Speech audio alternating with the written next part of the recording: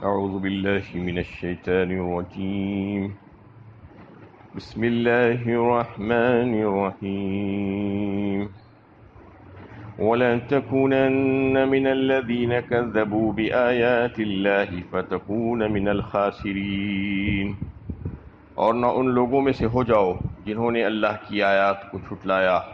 ورنہ تم تباہ ہونے والوں میں سے ہو جاؤ گے۔ اس سے پچھلی آیتوں میں منکرین اسلام اور منکرین قرآن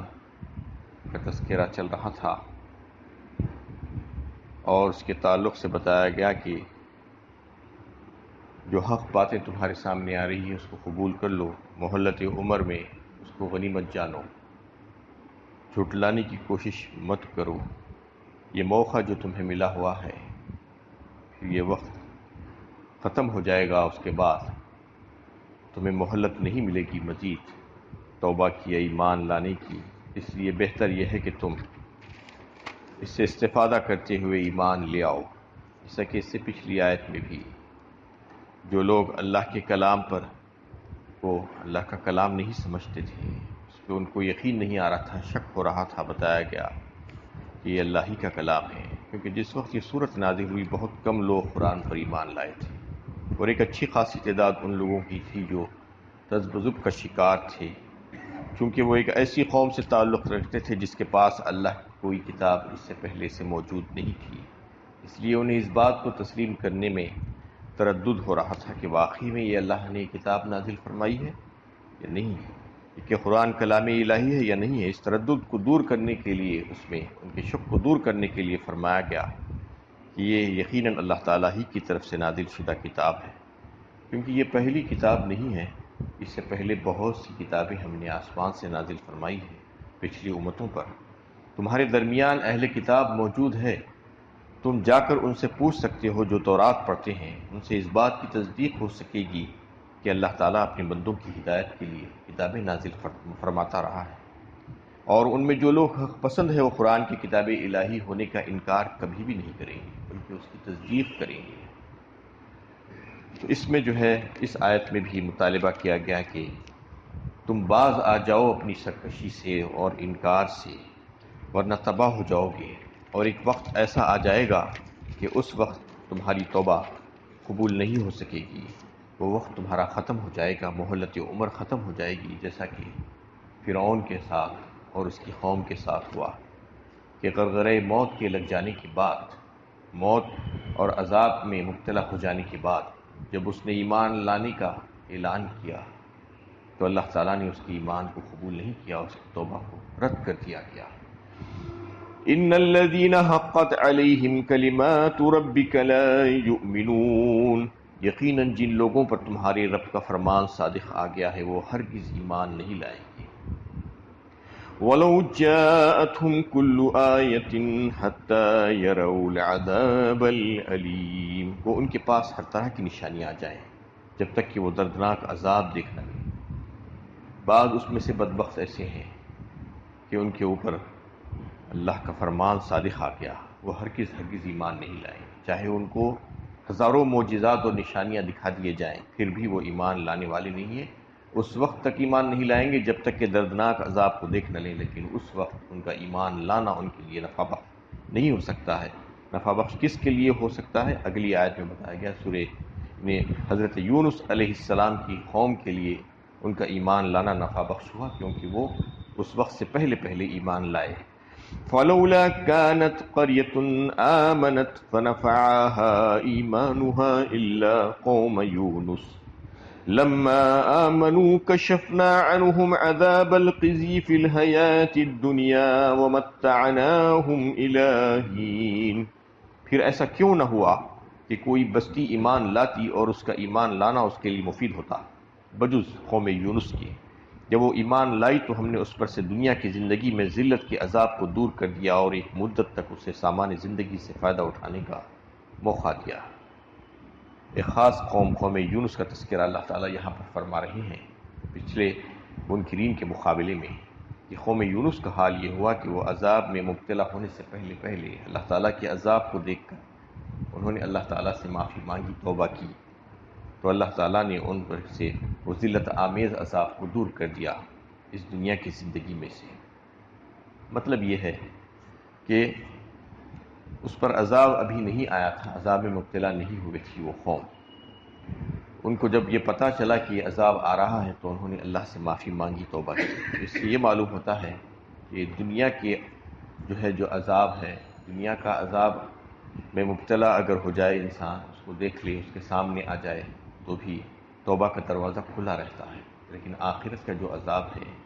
وہ عذاب کو اگر اس میں مبتلا ہو جاتا ہے تو پھر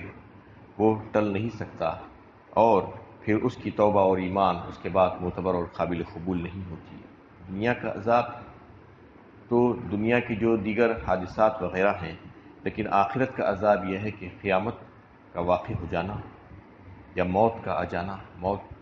چاہے طبعی طور پر ہو یا کوئی حادثاتی طور پر، جیسا کہ فرعون اور دیگر لوگوں کی موت واقع ہوئی، اس وقت وہ عذاب میں مبتلا ہو گئے تھے، تو وہ بھی آخرت کا عذاب ہی کہلائے گا، کیونکہ موت کا وقت جب آ جاتا ہے، جیسا کہ اس سے پہلے سے تفصیل سے یہ بات چل رہی تھی کہ غرغرہ موت جب لگ جاتا ہے اور جان کنی کا جب وقت آ جاتا ہے، تو اس وقت جو عذاب میں انسان مبتلا ہوتا ہے وہ آخرت ہی کے احوال کہلائے جاتے ہیں، دنیا کے نہیں۔ تو وہ چاہے طبعی طور پر ہو، چاہے کوئی حادثے کا شکار ہو کر ہو، یا قیامت کا واقع ہو جانا ہو، یہ سب کے سب آخرت کا عذاب ہے۔ یہ عذاب کے آ جانے کے بعد، اس میں مبتلا ہو جانے کے بعد توبہ اور ایمان قابل قبول نہیں ہوگا، معتبر نہیں ہوگا، یہ اس کو واضح کر دیا گیا۔ لیکن اس میں حضرت یونس علیہ السلام کی قوم کا تذکرہ کر کے فرمایا کہ ان لوگوں نے اس سے پہلے توبہ کی، اللہ سے معافی مانگی تھی۔ عذاب میں مبتلا ہونے سے پہلے انہوں نے اللہ سے معافی مانگی تو اللہ تعالیٰ نے ان کے اوپر سے عذاب کو ہٹا دیا۔ اس کی ایک نظیر قرآن میں قوم بنی اسرائیل کی بھی ملتی ہے، جیسا کہ حضرت یونس علیہ السلام کی قوم کے اوپر سے عذاب ہٹایا گیا، ویسا ہی قوم بنی اسرائیل کو جب ان کوہ طور ان کے سروں پر کرا گیا، ورفعنا فوقکم الطور خذوا ما آتیناکم بقوہ فرمایا، قالوا سمیعنا واطعنا کہہ کر انہوں نے اپنے آپ کو بچا لیا۔ یعنی عذاب ان کے سامنے تھا، لیکن وہ بھی دنیا کا تھا، اس لیے ٹل گیا۔ اللہ تعالیٰ نے ان کے سروں پر کوہ طور کو معلق کر کے ان سے عہد لیا کہ مانتے ہو یا نہیں مانتے ہو۔ انہوں نے کہا کہ مانتے ہیں، ہم نے سنا، ہم نے اطاعت کی، تو اللہ تعالیٰ نے اس کو ہٹا دیا، اور اگر نہیں مانتے تھے تو مبتلا ہو جاتے تھے۔ تو ایسی مثال اللہ تعالیٰ نے قوم بنی اسرائیل کی بھی پیش کی ہے قرآن میں، جیسا کہ یونس علیہ السلام کی قوم کی مثال ہے۔ لیکن چونکہ یہاں پر اور سورہ انبیاء میں اور سورہ صافات میں بھی یونس علیہ السلام کا، ان کی قوم کا تذکرہ تفصیل کے ساتھ آیا ہے، ان آیتوں کی بنا پر بعض لوگ اس غلط فہمی کا شکار ہو گئے کہ یونس علیہ السلام نے اپنی جو فرض منصبی تھا ان کا، اس میں کوتاہی کی، اس وجہ سے قوم کا عذاب ٹل گیا، قوم کے اوپر عذاب جو آنے والا تھا وہ ہٹ گیا، کیونکہ یونس علیہ السلام کو سبب بتایا، اس میں عتاب کا سبب ان کی فرض منصبی میں کوتاہی۔ لیکن یہ غلط بات ہے اور غلط فہمی ہے، کیونکہ سارے انبیاء کرام معصوم ہوتے ہیں، یہ امت کا مسلمہ عقیدہ ہے، امت کا اس پر اجماع ہے، کوئی نبی غیر معصوم نہیں ہوتا، سارے انبیاء معصوم ہوتے ہیں، اور انبیاء علیہ السلام اپنے فرض منصبی میں کوتاہی کر ہی نہیں سکتے۔ ہاں، اس میں اجتہادی خطائیں ہو سکتی ہیں، وہ ایک الگ بات ہے، اس کا فیصلہ اللہ تعالیٰ نے ان کے ثوابدید پر جب چھوڑتے ہیں، جیسا کہ نبی صلی اللہ علیہ وسلم کے معاملے میں بھی کئی ایک موقعوں پر ایسے حالات پیش آئے کہ اجتہادی خطائیں ہوئی تھیں، لیکن فرض منصبی میں کوتاہی ہو ہی نہیں سکتی کسی نبی سے، اور کوئی نبی کے تعلق سے یہ نہیں کہا جا سکتا کہ یہ معصوم نہیں ہے، گنہگار ہے، خطا کار ہے، ایسا ممکن ہی نہیں ہے، کیونکہ یہ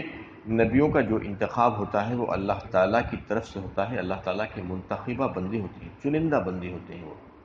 اگر کوئی نبی کے تعلق سے کوئی یہ کہہ رہے کہ اس سے غلطی ہو گئی، وہ معصوم نہیں ہے، اس کے فرض منصبی میں کوتاہی ہو گئی ہے ادا کرنے میں، تو اس کا مطلب یہ ہے کہ وہ نعوذ باللہ اللہ تعالیٰ کی طرف انگلی اٹھا رہا ہے کہ اللہ تعالیٰ کا انتخاب صحیح نہیں تھا، اللہ تعالیٰ کو پتہ نہیں تھا پہلے سے کہ یہ انسان واقعی میں اپنا فرض منصبی نبھائے گا یا نہیں نبھائے گا۔ ایسا ممکن نہیں ہے کہ کوئی نبی اپنے فرض منصبی میں کوئی کسی قسم کی کوتاہی کرے، اور یا کوئی نبی سے کسی قسم کا کوئی گناہ ہو جائے، یہ ممکن نہیں ہے۔ اسی قول کو اور اسی طرز عمل کو اختیار کیا ہے تفسیر بحیر محیط نے بھی، اور تفسیر قرطبی میں بھی، تفسیر مذہبی نے بھی اس کو اختیار کیا ہے، اور روح المعانی میں نے بھی جو ہے اسی قول کو اختیار کیا ہے کہ اس آیت کا مطلب سیاق و سباق سے جو ظاہر ہوتا ہے اس کو کہا کہ یہ یعنی عام دنیا کی قوموں کے تعلق سے پہلے اللہ تعالیٰ نے اس آیت میں فرمایا کہ ایسا کیوں نہیں ہوا کہ لوگ ایمان لا لیتے اس سے پہلے کہ عذاب میں مبتلا ہو جائیں۔ یہ اللہ تعالیٰ جو ہے اس آیت میں بیان فرما رہے ہیں، اس کا تذکرہ کیا کہ یعنی جس آبادی میں بھی رسول بھیجا گیا وہ آبادی بحیثیت مجموعی اس وقت تک ایمان نہیں لائی جب تک کہ عذاب نمودار نہیں، بحیثیت مجموعی پورے کی پوری تھوڑے تھوڑے لوگ ایمان لاتے رہے، رسول آتے رہے، ان کے ہاتھ پر کچھ لوگ ایمان لاتے رہے اور بہت سی لوگ اکثریت ایمان نہیں لاتی رہی جب تک کہ ان کے اوپر کوئی عذاب نمودار نہیں ہوا۔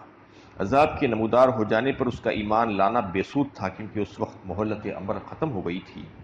البتہ پوری تاریخ میں یہ مثال پیش کی جاتی ہے کہ اس قوم کے لیے اللہ تعالیٰ نے جب عذاب ان کے سامنے نمودار ہوا لیکن عذاب میں مبتلا ہونے سے پہلے قوم یونس جو ہے اللہ تعالیٰ سے معافی مانگ کر اپنے عذاب کو ٹلانے میں کامیاب ہو گئی، اور اللہ تعالیٰ نے ان سے ان کا رسوا کن عذاب کو جو بچا لیا ان سے ان کو۔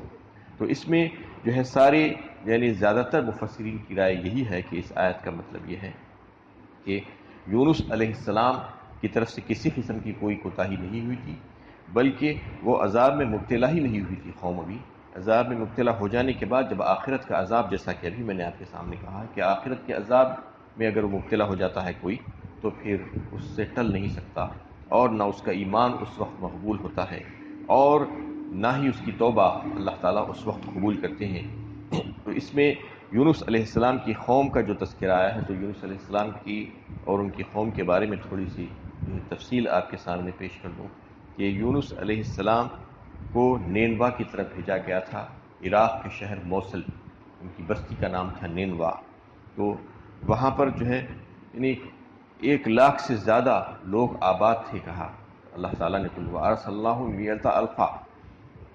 اور یزید کہا اس سے زیادہ۔ تو یعنی مطلب یہ ہے کہ 1,00,000 لوگ سے زیادہ کی آبادی والے شہر اور بستی میں اللہ تعالیٰ نے یونس علیہ السلام کو بھیجا۔ وَإِنَّ يُونُسَ لَمِنَ الْمُرْسَلِينَ فرمایا سورۃ الصافات میں۔ اس میں جو ہے انہوں نے جا کر اللہ کا پیغام سنایا، لوگوں نے انکار کیا جیسا کہ عام طور پر ہوتا ہے، تو اللہ تعالیٰ نے ان کو ہدایت کی کہ قوم سے کہہ دو کہ اگر تم نہیں مانو گے تو 3 دن کے اندر اندر تمہارے اوپر عذاب آ جائے گا۔ یونس علیہ السلام نے اللہ کے حکم پر قوم سے کہا کہ 3 دن کے اندر اندر تمہارے اوپر عذاب آ جائے گا، اور پھر وہاں سے نکل جانے کے لیے کہا۔ یونس علیہ السلام کو حکم ہوا کہ جیسا کہ پچھلے پیغمبروں کے ساتھ بھی ایسا ہی ہوتا آتا تھا کہ اللہ تعالیٰ کا عذاب جب آتا تو پیغمبر اور ان کے ہاتھ پر ایمان لانے والے جو لوگ ہوتے تھے ان کو وہاں سے باہر حفاظت کے ساتھ نکال لیا جاتا تھا۔ قوم سمود کے تعلق سے بھی یعنی صالح علیہ السلام کو بھی یہی حکم دیا تھا کہ قُلْ تَمَتَّعُوا فِي دَارِكُمْ 3 أَيَّامٍ ذَلِكَ وَعْدٌ غَيْرُ، 3 دن کا وعدہ ان سے بھی کیا گیا تھا عذاب کا، قوم سمود کا۔ اس کے بعد یعنی حضرت صالح علیہ السلام اور ان کے ساتھ ایمان لانے والے لوگ جو ہے وہاں سے نکل گئے اللہ کے حکم پر۔ ایسا ہی یونس علیہ السلام کے ساتھ بھی ہوا کہ یونس علیہ السلام کو بھی اللہ تعالیٰ نے وہاں سے بستی سے نکل جانے کا حکم دیا، تو اللہ کے حکم سے وہ نکلے تھے اور پھر دوسری جگہ جا کے کھڑے ہو گئے۔ جب قوم نے غور و فکر کیا اور مشورہ کیا اور یہ سوچا کہ اس سے پہلے کبھی بھی یونس علیہ السلام نے ہم سے جھوٹ نہیں کہا ہے، لہٰذا ہم کو ان کو تلاش کرنا چاہیے، اور اگر وہ اپنی جگہ پر موجود ہیں تو مطلب یہ ہے کہ ہمارے اوپر کوئی عذاب نہیں آئے گا، اور اگر یہاں سے چلے گئے ہیں کہیں پر تو مطلب یہ ہے کہ ہم سب ہلاک ہونے والے ہیں۔ صبح صبح دیکھا کہ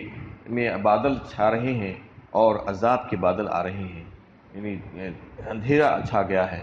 اور پھر ان کی بستی کے قریب آنے لگے وہ بادل، تو انہوں نے سمجھ لیا کہ اب ہلاکت کا وقت آ گیا ہے۔ یونس علیہ السلام کی تلاش شروع کی، لیکن یونس علیہ السلام کہیں پر نہیں ملے کیونکہ وہ بستی میں موجود نہیں تھے۔ سب لوگوں نے سمجھ لیا کہ اب عذاب آنے میں کچھ دیری نہیں ہے، سب کے سب مل کر ایک کھلے میدان میں جمع ہو گئے، اپنی عورتوں اور بچوں کو بھی جمع کر لیا، ضعیفوں کو بھی جمع کر لیا، ساتھ میں جانوروں کو بھی لے لیا، اور ٹاٹ کے کپڑے پہن کر رونے گڑگڑانے لگے، اللہ تعالیٰ کے سامنے الہزاری کرنے لگے تو اللہ تعالیٰ نے ان کی رونے کی وجہ سے جو ہے ان کی توبہ کرنے کی وجہ سے، یعنی اللہ تعالیٰ سے توبۃ نصوحہ جو کہتے ہیں، سچی توبہ، رو رو کر گڑ گڑا کر انہوں نے معافی مانگی اللہ تعالیٰ سے، تو جو عذاب آ رہا تھا وہ عذاب ان سے ٹلا دیا گیا، رسوا کن عذاب ان سے جو ہے وقت معینہ کے لیے جو ہے ٹلا دیا گیا اس دنیا کی زندگی میں۔ اور یونس علیہ السلام وہاں پر بیٹھے تھے کہ عذاب کا انتظار کر رہے تھے، لیکن بعد میں ان کو پتہ چلا کہ اللہ تعالیٰ کا عذاب ٹل گیا ہے۔ اس سے یہ بات بھی معلوم ہوتی ہے کہ نبیوں کو بھی اللہ تعالیٰ غیب کا علم نہیں دیتے، اتنا ہی جتنا وہ بتایا جاتا ہے اتنا ہی معلوم ہوتا ہے۔ جبکہ یونس علیہ السلام آگے ایک دوسری بستی میں جو ہے قیام پذیر تھے، لیکن وہاں پر بھی ان کو یہ پتہ نہیں چلا تھا کہ قوم پر عذاب آیا ہے یا نہیں آیا ہے، جب تک کہ لوگ آ کر ان کو اطلاع نہ دیں۔ اور جب لوگوں نے بتایا کہ عذاب ٹل گیا ہے، تو قوم کا یہ قانون تھا کہ کوئی اگر جھوٹا ثابت ہو جائے تو پھر اس کو قتل کر دیتے تھے۔ یونس علیہ السلام کو یہ خدشہ ہوا کہ کہیں میں واپس اگر قوم میں واپس جاؤں گا تو پھر مجھے بھی قتل کر دیا جائے گا، اس لیے وہ تذبذب کا شکار ہو گئے اور انہوں نے سوچا کہ یہاں سے ہجرت ہی کر جانا چاہیے۔ یہ سوچ کر وہاں سے وہ نکل گئے، کیونکہ ہجرت کرنے کا حکم ابھی نہیں آیا تھا۔ نبیوں کا جو ہے ادھر سے ادھر جانا بھی اللہ کے حکم سے ہوتا ہے، اللہ کے حکم کے بغیر نہیں ہوتا۔ ان سے جو جنہیں قصور ہوا وہ صرف یہی کہ وہ اللہ کے حکم کے بغیر ہجرت کر گئے، لیکن اللہ کے حکم کے بغیر قوم سے کوئی غلط بات انہوں نے نہیں کہی تھی، اور اپنے فرض منصبی میں ان کی کسی قسم کی کوئی کوتاہی نہیں ہوئی تھی۔ اس کا تذکرہ اللہ تعالیٰ نے سورہ صافات میں بھی کیا ہے، سورہ انبیاء میں بھی کیا ہے۔ وَظَنُّونِ إِذ ذَّهَبَ مُغَاضِبًا فَظَنَّ أَن لَّن نَّقْدِرَ عَلَيْهِ فَنَادَىٰ فِي الظُّلُمَاتِ، جو کہا وہاں پر کہ مچھلی والے نے